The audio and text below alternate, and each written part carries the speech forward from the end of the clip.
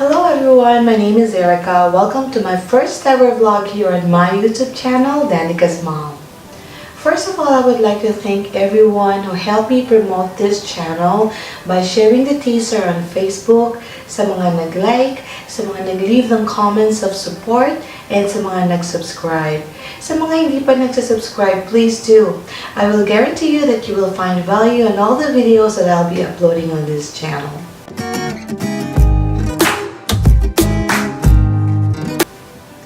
So my topic for today's vlog is all about how to start earning real money while working from home. Disclaimer lang guys, I don't have a job for you. Instead, I will answer all the questions that are frequently asked from me. It's all about paano mag-umpisa, saan pwedeng mag-apply, and all that. I'll try to answer all those questions the best that I can. So ano ba itong work from home? Well, most of the time, it's still doing the same things you do in the office, but in this case, you don't have to leave your house. You can just set up your own office at home. It is also called a freelancing business because this time, you own a business where the product you are selling is your attributes and your skills. So first question, what are the benefits of working from home? The first benefit that you get from working from home is that masosolve na ang commuting issues mo. Like, for example, andyan na yung problema sa pamasahe, problema sa heavy traffic, pahirapan sumakay, pagbiyahe sa gabi, pagbiyahe pag masama ang panahon. Of course, when you start working from home, you don't have to deal with all of that. You can just work comfortably at home. And if you're working, you don't have to worry about attendance issues like absenteeism and tardiness kasi nga hindi ka mo na kailangan magbiyahe, hindi mo na kailangan mag-alat ng maraming oras in preparation for your travel and the travel time itself. And syempre, pag hindi ka na nagbabiyahe, lalo na sa mga malalayo ang mga bahay sa kanilang mga opisina, it's gonna be less tiring so you become more productive at home and at work. More income, less expenses. Most of the time, mas mataas talaga ang rate per hour when you work directly for a US client.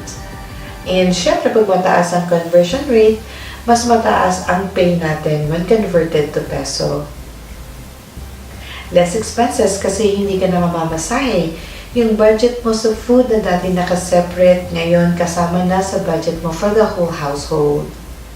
One thing I realized when I started working from home is that salary is usually paid weekly. So, mas madaling mag-budget at hindi ganun katagal ang pag-aantay mo to get your next pay. Pag parent ka, challenging na walang yaya, pero you will definitely survive without them. Hindi mo na kailangan mo problema na hindi ka makakapasok sa trabaho just because wala ang yaya, absent, or hindi ka na mag-aalala habang nasa trabaho ka, sino ba nag-aalaga sa mga anak mo, nakakain na ba sila? Kasi when you're working from home, you don't have to leave and you're definitely gonna be there all the time. Another good thing that I enjoy about working from home is mobility. So as long as I have my laptop with me and I have access to the internet, I don't have to miss a day's work and I can be productive anywhere, anytime. One more important benefit is that you will have more quality time with family. Siyempre, hindi ka na lagi nagbabiyahe, hindi ka na umaalis, at hindi ka na laging pagod. Ma-appreciate na ng family mo yung time that you spend with them, and they will definitely appreciate your presence all the time. Another good thing that you can earn from working from home is personal and professional growth. When you're working from home, you will have to be independent, resourceful, more disciplined, and you will definitely have to master time management. Another best thing on top of that is that you become your own boss. One other good thing about working from home is that you will have more time and extra money to pursue other things like go to the gym, travel, pursue other hobby or interest, and invest in a business. In my case, initially I was dreaming of putting up a photo booth business. That was before I started working from home. That time, I only had my camera, but after I started working home-based, dahan-dahan we were able to put up a photo booth business with the help of my partner, who is also my videographer right now. And After we put up that photo booth business, we were able to upgrade to a photo studio, and we named it Snaps for Grabs, in fact, and this is the studio we are shooting in right now. I am sharing this with you guys to inspire you that, there are actually ways to achieve your dreams. You're just really gonna have to research and do your part in achieving those dreams. Next question is, paano ba mag-umpisa dyan? Paano ba mag-start ng work from home business? Or paano ba ang freelancing business? Paano ko uumpisahan? I have broken down my answers into 5 steps. So first step is to gather as many information as you can. You can do that online and offline. Online, there's Google and YouTube. The good thing about starting this right now is that mas marami ng information na makukuha, and you can also do a research offline kasi marami na rin virtual assistants or marami na rin freelancers ngayon compared to my experience when I was just starting 3 years ago. Disclaimer lang ulit, guys. My goal here is to inspire, educate, and to help those interested in working from home. I have no intention to brag, belittle other jobs, or offend anybody. Second step is to work on a plan. There should be a contingency plan. Every time naman, di ba, that we are to take another step, di ba, lagi naman kailangan may plano at lagi tayong dapat may backup plan. For example, what's the plan if the job hunt is taking too long?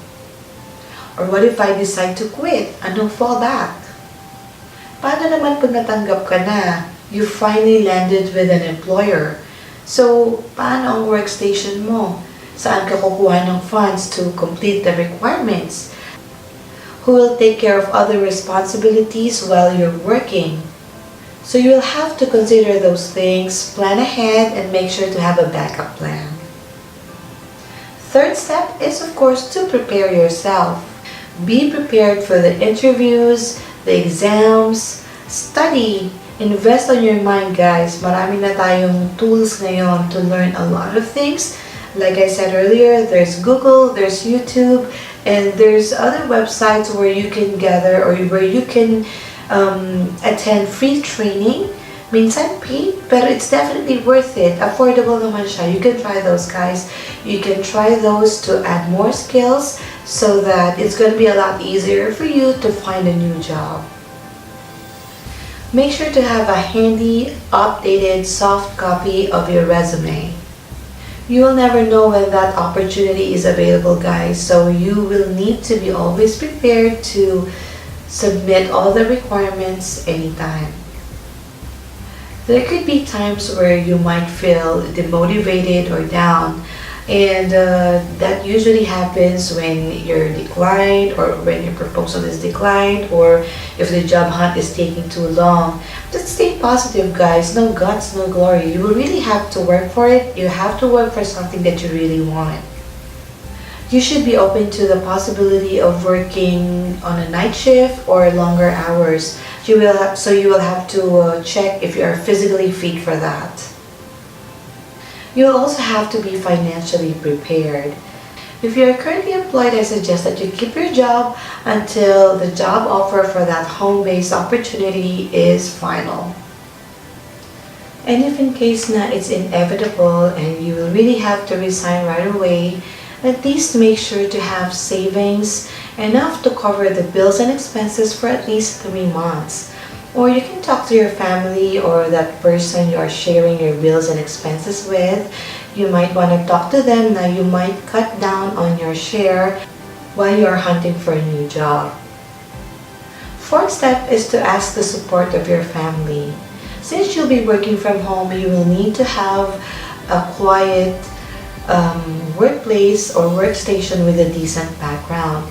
Hindi pwedeng maingay, so you will need to talk to them na they will have to, lower down the noise, and hindi pa pwedeng merong taong daan ng daan, lalo na pagka yung trabaho mo would require you to do video calls. Fifth step is to make that move. Apply na. There's really no right time. You have to do it now.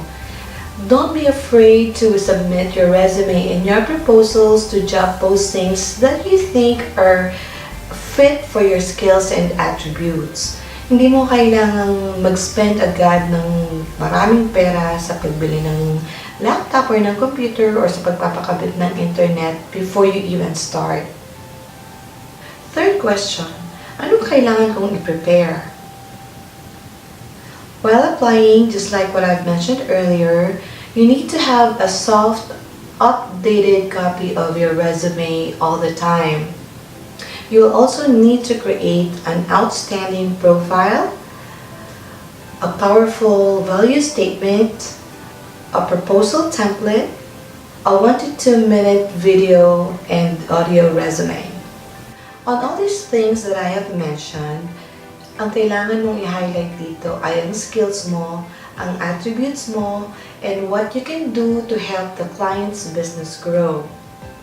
You can either search for all these through Google or YouTube, and you can also wait for my next videos. I will show you guys how to do all of these in detail. You will also have to prepare a decent profile picture, and you will have to wear a business attire. And for women, kailangan you have to wear makeup, a decent makeup, not too loud, not too pale, para naman professional ang dating natin sa pictures. And of course, in order to communicate with your client, you will need to create a Skype account and a Gmail and Yahoo account. Another tip lang guys, yung Facebook account natin, lalo na yung mga public posts natin, let's make sure na these are clean posts, you know, something that's gonna be very interesting to a client's eye. Kasi syempre, we are a reflection of what we post. Next two things that you will need to prepare for is your PayPal account and an active local bank account. Guys, this is very important kasi syempre, this is how you will get your salary. Most of the clients, they pay through PayPal, and then you can withdraw that money from PayPal to your local bank account. When you create your PayPal account, you will be required to link an active local bank account. And that bank account, kahit ano pa yan, kailangan meron ka dyang at least 150 pesos. Kasi ang PayPal, to verify your bank account and your information, they will have to charge at least $2, I think, if I remember that right. At least $2, they will charge your bank account, and that money na kukunin nila sa bank account mo, mapupunta sa PayPal account mo. But you don't have to worry about that amount kasi pwede mo naman yung ma-withdraw eventually. Kumbaga, nag-transfer ka lang ng money from your bank to your PayPal account. And guys, you might be asked to submit a screenshot of your internet speed test result and the specifications of your computer. If that happens and you don't have both, you can just talk to a friend or a relative na merong computer and wired internet so you can do the screenshots there. Syempre, kailangan mo magpaalam, let them know, at least make them understand why you need it and that it's actually required for that job that you are applying for. Now, once hired, that's the time that you can start investing on your PC. You can either purchase a laptop or a desktop, and that's the time that you can go ahead and subscribe to a wired internet or DSL. Kasi guys, hindi pa pwede ang data, hindi pa pwede ang wifi ng kapitbahay, hindi pa pwede ang Ultera. Kailangan talaga wired internet or DSL. The minimum requirements for your desktop or laptop, usually it's at least Windows 7 for the operating system and at least 4 gig for the memory. Sa internet naman, when I started, the minimum speed is 3 Mbps, but at the moment, parang wala na yata nag-offer niyan ngayon. And of course, the faster the speed, the better. Next thing that you'll need to invest on is of course a noise reduction headset. Very critical to guys, lalo na sa mga maging online teachers at sa mga jobs na would require inbound and outbound calls. You will also need to prepare your high definition camera, also critical to online teachers. And of course, mas maganda pa rin talaga kahit pang meeting lang yan or for conference calling, mas maganda pa rin kung talagang clear ang presence mo sa camera. Next important thing that you will need to prepare for is of course your workstation. Kailangan very quiet, private, with a decent background and with proper lighting. For the software, the first things that you will need would be of course the browsers. That's Mozilla and Google Chrome. You'll also need to have a PDF reader, Adobe Acrobat, Office Suite, Word, and Excel. Yan talaga, very important yan dalawa.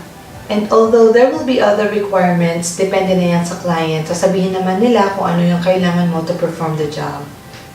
Also guys, there are other things that you might need to consider and might be asked from you during the interviews. First question is, what if the power is down? Paano pag walang kuryente? The answer to that is a backup laptop or extra batteries. It doesn't have to be your own guys. It can be your brothers, it can be your neighbors as long as papayag sila. But of course, backup lang naman yan. Like I said, you might be asked that question during interviews, so you must be prepared to answer that question. Second question is, what if internet is down? Of course, the answer to that is of course a pocket Wi-Fi or data.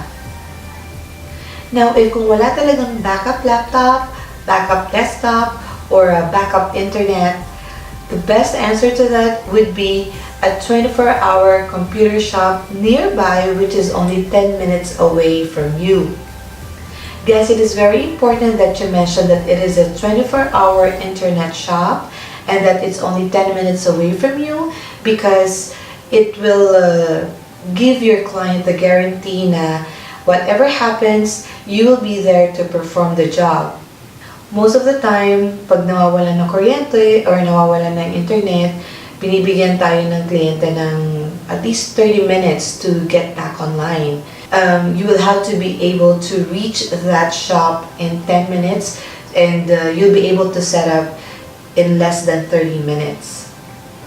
It is also important to mention, guys, that there are two make or breaks during interviews. And what are these? First is a shaky internet connection. Guys, kahit gaano pa kagaling ang mga sagot natin during interviews, kung lagi tayong nadi-disconnect, baliwala din yan. Remember, we are going to be working online. During interviews, that's the best time to showcase the reliability of your internet connection. Second would be unnecessary background noises, lalo na yung mga tilak ng manok, mga tunog ng mga sasakyan na dumadaan, mga batang nagsasalita or umiiyak, mga nagkikwentuhan dyan sa paligid.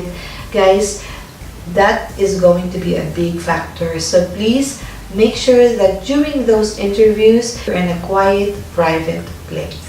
So moving on to the next question. Pwede ba akong mag-apply dyan? Guys, kahit sino pwede dito. As long as you are confident that you have the skills and the attributes and that you can perform the job really well, go ahead, apply. Go for it. It is also important to mention, guys, that these online jobs are not exclusive to people who have call center background. In fact, marami akong nakikitang job postings that are available for architects, for nurses, doctors, and other fields. And most of the time, guys, walang age limit. Next question, ano bang trabaho ang pwede sa akin at pwede kong applyan? So like I've mentioned earlier, guys, maraming jobs ngayon na available for any field. And I'll be sharing with you the most common online jobs na na-encounter ko in my 3 years of working at home. First job would be data entry. So just to give you an overview on how this is done, it's more of copy and pasting or transferring data from one format to another.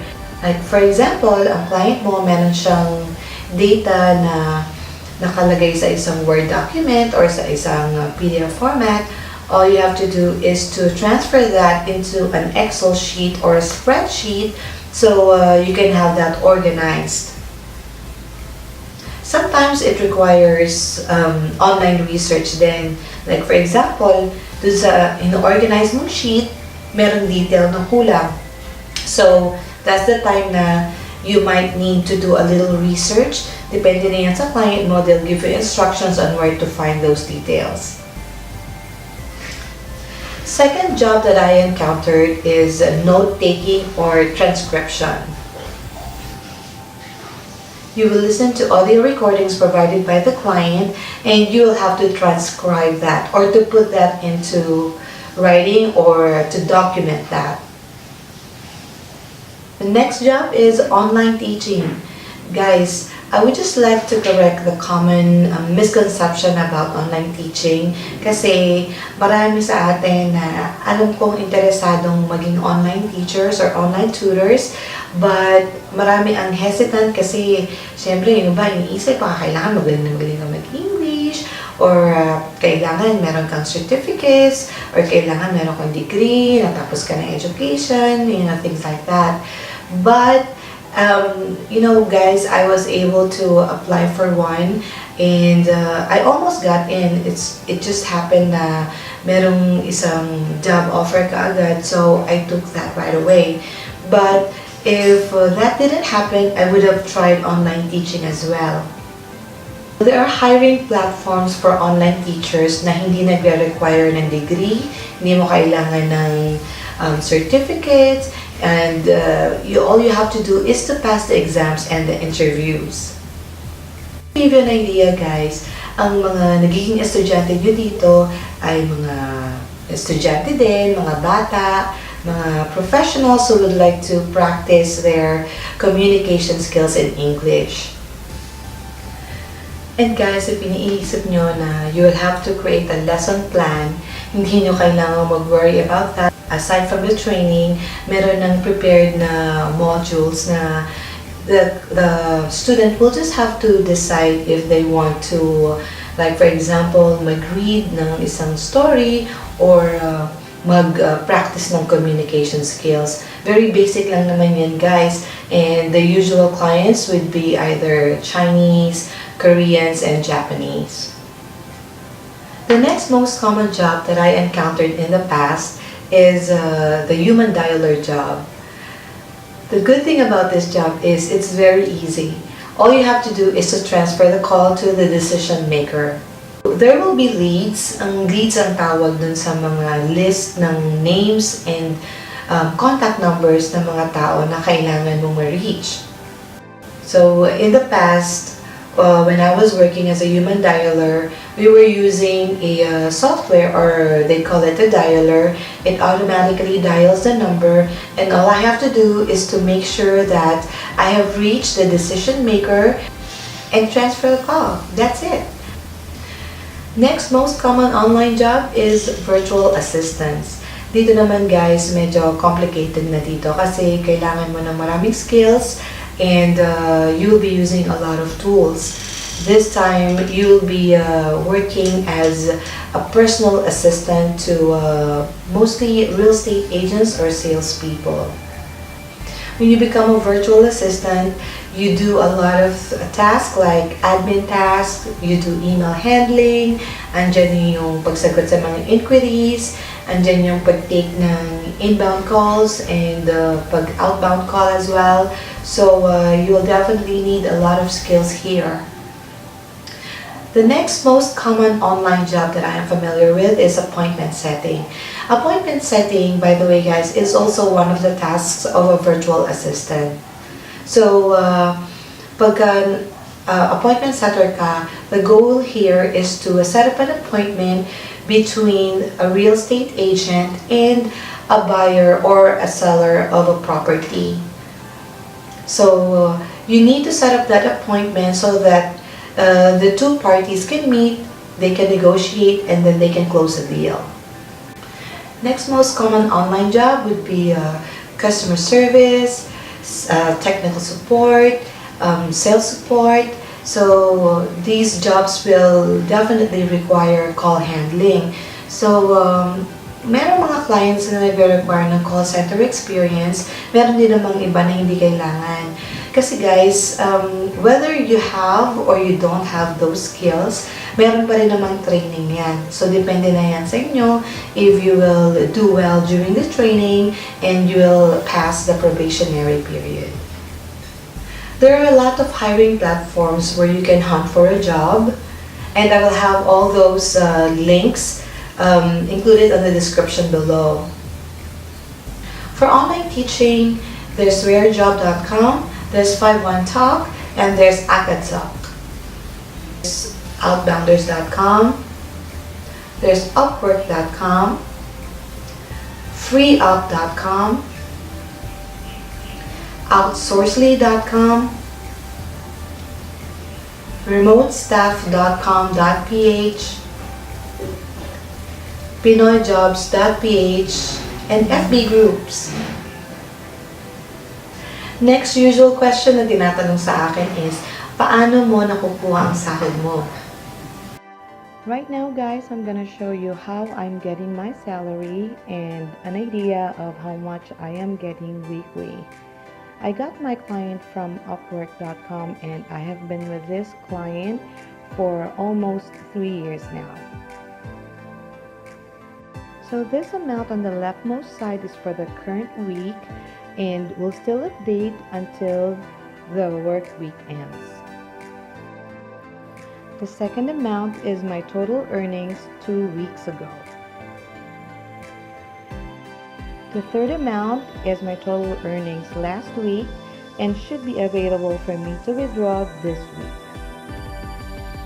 So as you can see on the rightmost side, there's no available balance because I've already withdrawn my salary for last week. So as I've mentioned earlier guys, I have been with this client for almost 3 years now. So this time I would like to show you how much an annual pay looks like. So sa mga nagtatanong kung posible ba na ang virtual assistant or ang freelancer ay pwedeng mag-earn ng more or less 100,000 pesos a month, yes, that is possible if, let's say, your client will allow you to have another job, or if you are not bound to a contract na you cannot have another client. And even if, let's say, you're not allowed to have multiple clients, as long as you're able to get a high hourly rate, then you can also achieve that amount. Next question that is usually asked from me, and this is very important, is paano yung HMO, benefits, and taxes? When you become a freelancer, you also become an independent contractor, meaning ikaw ang magiging responsible sa pagbabayad ng taxes, sa pagbabayad mo ng PhilHealth, SSS, Pag-ibig, at saka kung gusto mong kumuha ng health card, sa'yo na yan. Ikaw na lahat ang magbabayad niyan. So, basically, when they pay you in full. Wala silang binabawas dyan. Ikaw lahat ang mag-shoulder ng other obligations like those. At this point, I think I have answered most of the questions that are frequently asked. So I am now moving on to the tips that I would like to give you guys. So first tip is that if you are working, you should know when to resign. So at least timbangin mo saan ka mas magbe-benefit, ano ang mas maganda ang pay, mas magko-contribute to your growth, things like that. And like I mentioned earlier, be prepared financially during the job hunt. Keep hunting for other jobs even after you get hired.